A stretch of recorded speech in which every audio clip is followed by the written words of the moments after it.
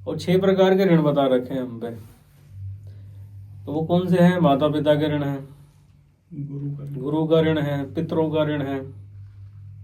ठीक है, ऐसे 6 प्रकार के ऋण हैं, 6 प्रकार के विकार हैं। कहते हैं इसी सब समस्या खड़ी होती है। तो यहाँ विकारों को ही शत्रु माना गया।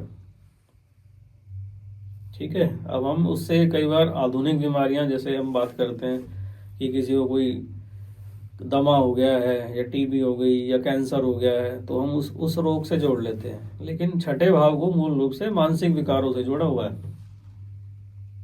जैसे हर आध्यात्मिक शास्त्रों में इसकी चर्चा आती है, काम, क्रोध, लोभ, मोह, मद, मत्सर।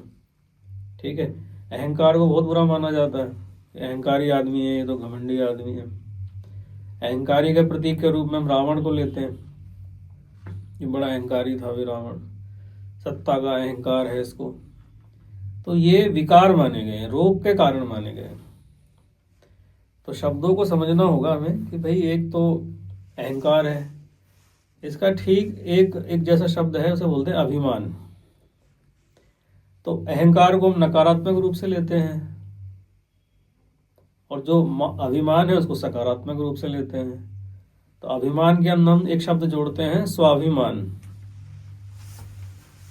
ठीक है, तो स्वाभिमान को हम सकारात्मक रूप से लेते हैं। गौरव शब्द है, उसको हम सकारात्मक रूप से लेते हैं। तो जब हम छठे भाव की या छठे घर की व्याख्या करते हैं तो हमें समझना होता है कि पुराने टाइम में इसको षड विकारों में जोड़ा हुआ है। इस षड विकारों को, षड का मतलब 6 होता है। ठीक है, तो 6 विकारों से जोड़ा हुआ है।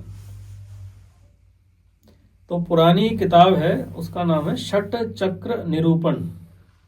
एक महात्मा हुए पूर्णानंद स्वामी, उन्होंने इसको लिखा है। तो वे चक्रों को भी 6 चक्र मानते हैं, वो 7 चक्र नहीं मानते। हमारे जो शरीर में चक्र हैं वो 6 हैं।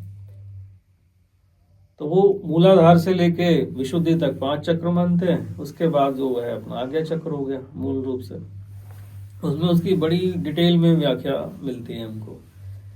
तो उसमें हर चक्र के साथ एक विकार जुड़ा हुआ है और एक वृत्ति भी जुड़ी हुई है। जैसे मूलाधार के साथ वो भय वृत्ति जोड़ते हैं, डर की वृत्ति जो है हमारी, जितने फोबिया हैं वो सारे मूलाधार से जुड़े हुए हैं।